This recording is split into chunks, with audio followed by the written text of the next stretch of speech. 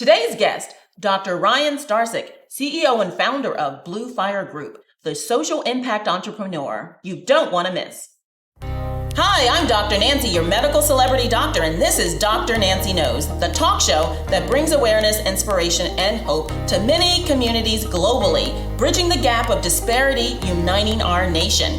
We do that not only through my 25 years of medical practice, but through individuals that are experts in their field of industry that are coming on the show telling us how they are impacting their circle of influence. And every once in a while, we'll have a celebrity. Be sure to tune in on NGC Network, the network that supports alignment of all things wellness. Today's guest is Dr. Ryan Starzyk. He is the CEO and founder of Blue Fire Group. Ryan, it's so nice to have you on the show today. It's such a pleasure to be here, Dr. Nancy. Thank you so much for having me.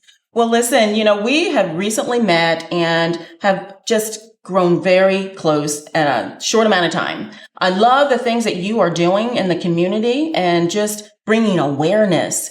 First of all, thank you for serving the country and protecting us. Thank you. I appreciate that. And it's something about you that I'm drawn to it. It's such a positive, enlightening energy. And I could see that we align in our desire to continue impacting our communities in a very positive way. All communities across the board, that is.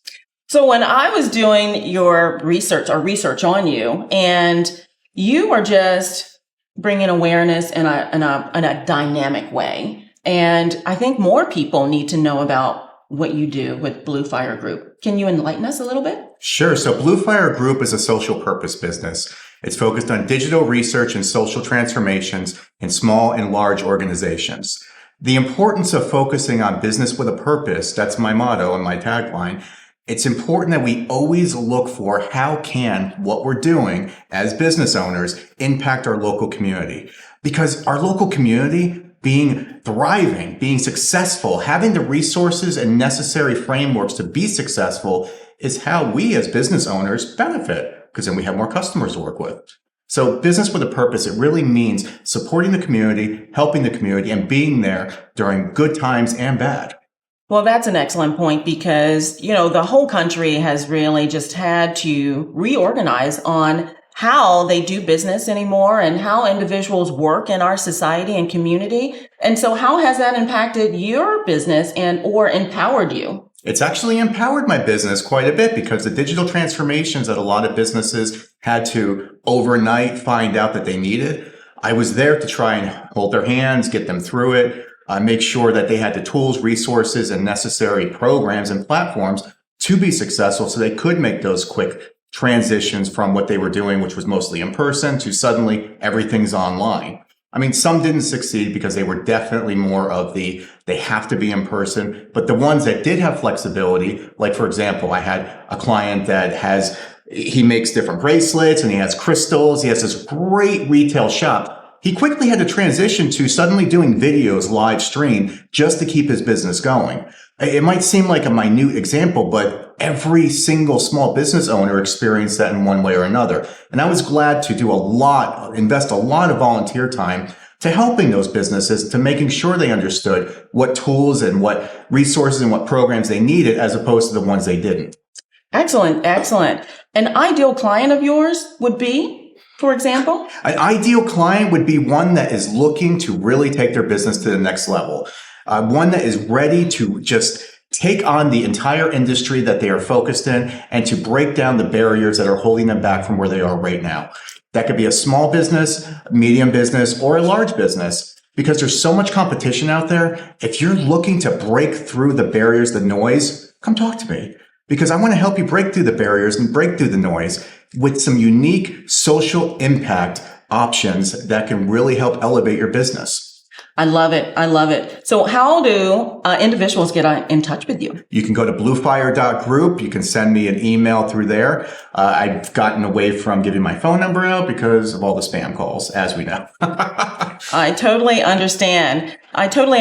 Now, you do a number of things, not only just your Blue Fire Group, but Pride Nation, Inner Pride. You've termed the world's best connector as well. Can you elaborate a little bit more on that? Sure. So Pride Nation is a digital newspaper, and it's about bringing LGBTQIA plus news, information, and resources from an aggregated number of sources to one single platform. We see the amount of disinformation, misinformation that's perpetuating our society right now. And this single source of information is focused only on LGBTQIA plus issues. I plan to expand out into a number of other subjects in the near future, but right now I just wanted to test out, okay, how can this make a small impact to get the right information to folks? Interpride is a global organization. It's the international organization that focuses on pride organizers. So like Phoenix Pride, we have Dallas Pride, we have San Diego Pride. They're all part of Interpride, and we're more well known for the World Pride brand, which in 2023 is happening in Sydney. Hope to see you there. It's going to be a lot of fun. That's really awesome. So tell us, we all need to have awareness with our special groups.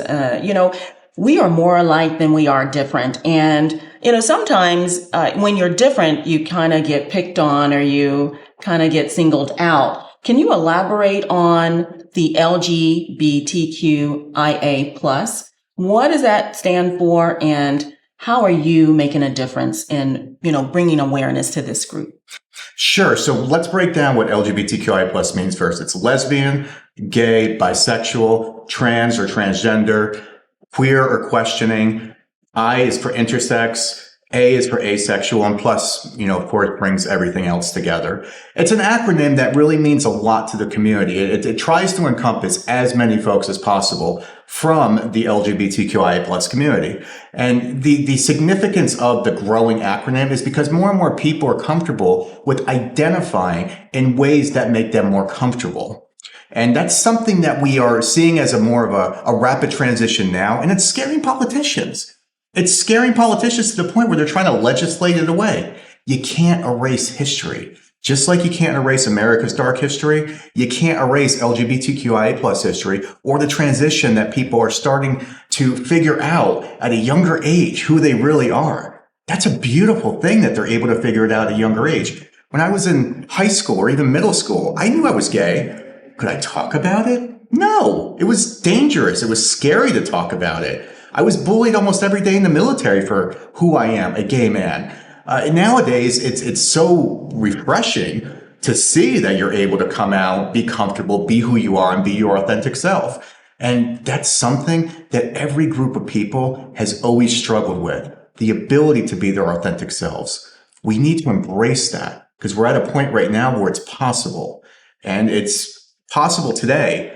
It could not be possible tomorrow if we're not careful. Well, that's so true because we have a right. It's freedom of speech, and we should be able to identify who we are. I mean, even like a simple census form or you're filling out an application for something, they ask you who you are. You don't fit into any of those categories. It's not about broadening the sense of who you are. It should be making it very personal.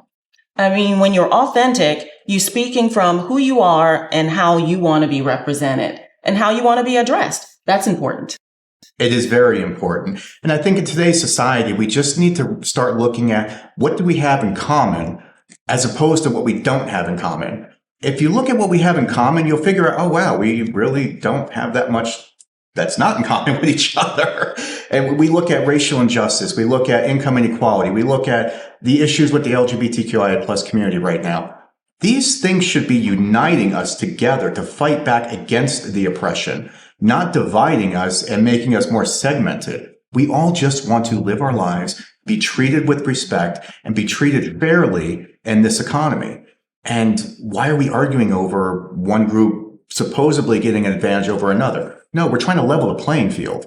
That's what we're trying to do. Well, it totally makes sense. And I think that, you've had an experience with public office, voting in the type of candidate that represents your causes is so important as well. Having a voice, being heard and seen. And the only way that you can do that is elect individuals that are like-minded, that share your vision and goals. That's correct. And also elect individuals that are more in touch with mainstream. I have admiration and respect for anybody that's been in public office for a very long time. But there comes a point where once you start getting to retirement age, maybe it's good for you to start mentoring the next generation of leaders, because obviously things have changed and needs have changed. I'm half the age of my opponent, my former opponent, half the age. I'm 39 years old. So do the math. And the only reason I decided to challenge my former opponent was because things that we desire, things that we need, things that we want and need right today, were not getting done. At the very least, I was able to elevate the issues of veterans and to bring back to the forefront LGBTQIA plus issues in more of a public, environment, which was good.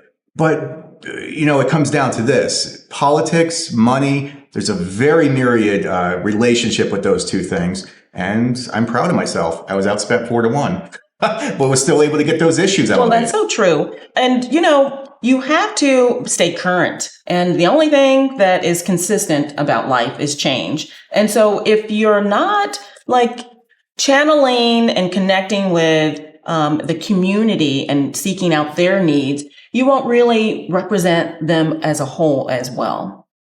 I agree. Yes. And people need to get comfortable with being uncomfortable.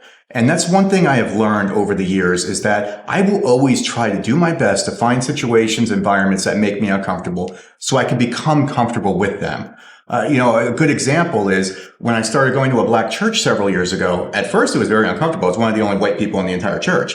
But then it became very comfortable for me because I started getting to know everybody and I started realizing our commonality. But though just a small example like that, you need to get out of your comfort zone to learn about other communities. And I encourage folks to do exactly what I just said as an example. Go to a pride parade, go to an LGBTQIA plus focused organization, join the board, volunteer, do something in your community to get involved, do something that gets outside of your comfort zone, do something that will empower you to be a better person, to understand people in your community better than you do today. I agree. People are creatures of habit, and they will not go outside their comfort zone or, area of living. You have to be an explorer. If something is different, you should be drawn to it. It's our differences that we should want to know and discover about individuals, because knowledge is power. And if you don't know and you don't seek that area of expertise out that you're not comfortable or familiar with, you won't grow. No, you won't. You won't grow. You won't learn. You won't understand. Your level of compassion will be different. It's all about just compassion for humanity, understanding that we are different in some ways, but those differences should be the things that bring us together. For sure. Now, who has mentored you in the past? And currently, because, we all need that. We do. You're absolutely right about that. More recently, it's been Denise Meredith from World's Best Connector. She's been an incredible mentor, somebody I've learned so much from, and she continues to be a great mentor, friend, and business partner. And another person more recently, actually back in doctor school, was Venetia. We worked together on a project, and we did a research paper on the vocation prosperity of women and how team sports has a big impact on a young woman's ability to become a CEO or to become a leader in their organization later on. Team sports we discovered and proved our hypothesis, which it is true. So Venetia was Dr. Johnson, I should say now, Dr. Johnson. She was an integral part of teaching me a lot and really, kind of pushed me into that. You need to be uncomfortable. You need to be uncomfortable. I valued that so much, and I've taken that and done more and more and more and more because of that mentorship. In the past, when I was in the military, I had one awesome staff sergeant that really did everything to look out for me. Marcos, I can't say his last name. I'm not sure what his security clearance is right now, but he was a good leader. He knows who he is. He was my team leader when we were over in Iraq. He was very protective of me because he knew people were, picking at me for being gay. But he taught me that don't worry about this right now. Focus on what you're going to do after you get out. That's so good. We all need mentors. And if you're the smartest person in the room, you need to get a new group of friends, honestly.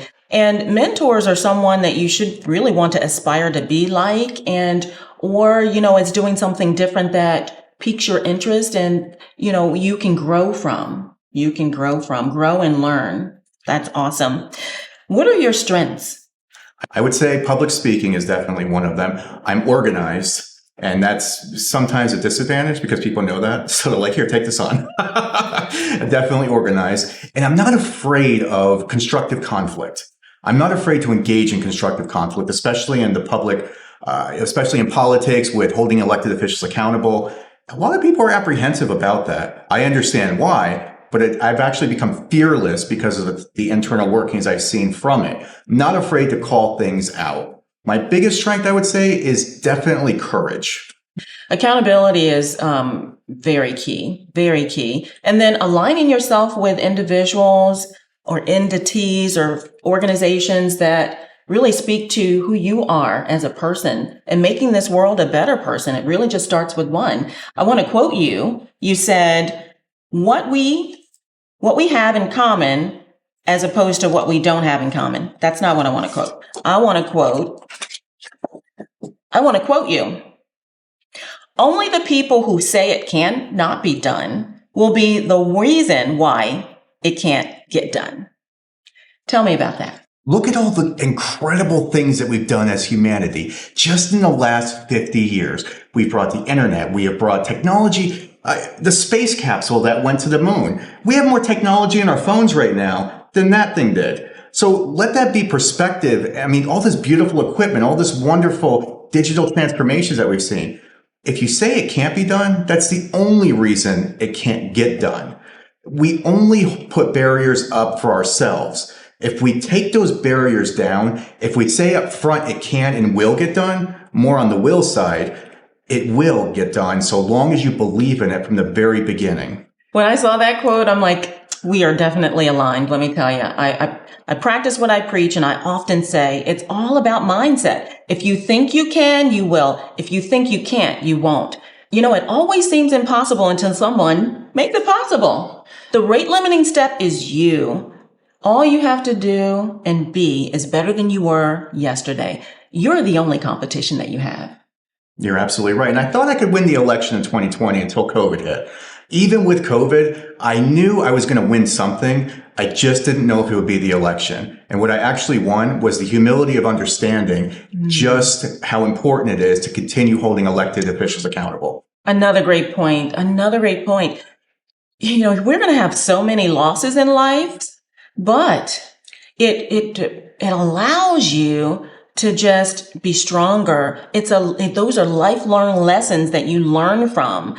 You know, you have to learn how to celebrate small wins, take time out for yourself, and appreciate life. And mental health, I will say, that's something I've struggled with in the past. After I got out of the military, I had a pretty bad stint with substance abuse and mental health struggles. I didn't know what was wrong with me at the time. It's 2007, 2008. It was my partner that said, Ryan, you need to go get some help. I don't know what's wrong with you. I've never experienced this before, but you need to go get some help. And it was Dr. Zev Bachman in Miami Beach when I went to see him. After the first discussion that him and I had, he said, you know, you have PTSD, right? I'm like, what's that? I didn't know. I had no clue. Sometimes it just takes having an outside perspective, an outside specialist to tell you what might actually be wrong with you. Don't be afraid to go seek out the help, especially when it comes to mental health, because you don't have all the answers when it comes to that. Somebody else who's seen it time and time again. Absolutely right. Professional opinions do matter. Individuals that love and support you matter as well. You just have to be present to listen and make that first move. Yes, and don't be afraid to make that first move. It takes a lot of courage to walk into an office to get a specialist or to say, I need help. But it takes even more courage to walk out of there knowing that there's something you can do about it. So one last thing you'd like to maybe leave us with, a favorite quote or an affirmation or saying? I will say that don't be afraid of failure. It's okay to not win every single battle. Just recalibrate yourself so next time you win that same battle. And battles, you know, everything that we do in life, it's not always going to go according to plan. Most of the time, I can assure you, probably not going to go according to plan unless you're doing some historical references to, you know, perspectives or planning out something more extensive. I'm talking about your own personal life. In your own personal life, don't be afraid of failure. Let it be a learning lesson. Recalibrate yourself. Surround yourself with people that are smarter than you. I always seek out trying to surround myself with people that are a lot smarter than me. And sometimes you're right that there's a wall that comes up, and you have to regroup, you have to re-energize that surrounding. But make sure they're the right people. Make sure that they complement what you want to do. Make sure they share your basic values of wanting to give back to the community. By doing that, by really just taking that first leap, taking that risk, embracing the things around you, and just knowing that you're going to fail at some things, that right there is how you're able to transform yourself from where you are now to where you want to be. I totally agree. And learn to forgive yourself as well. I read an article recently about, are you being a human being or are you doing a human being? And there's a big difference. And, you really want to just be authentic and have good morals and values and take time out for yourself and loved ones. That's really what matters at the end of the day. And if you're doing that for your success, for yourself, that is success. That is absolutely success. So Ryan, Dr. Ryan, it's so nice to have you on the show today. It was such an honor, Dr. Nancy. I admire you. I admire the work that you're doing, and I'm just constantly drawn to your positive energy to continue doing the great work in our communities. And so thank you again for having me on. Thank you. I often say that which you seek seeks you back, and the positive energy that you put out in the universe, it comes back to you. Well, you are one of them. Thank you. And so are you. So remember, it's not only what Dr. Nancy knows, but it's who she knows. We'll talk next week.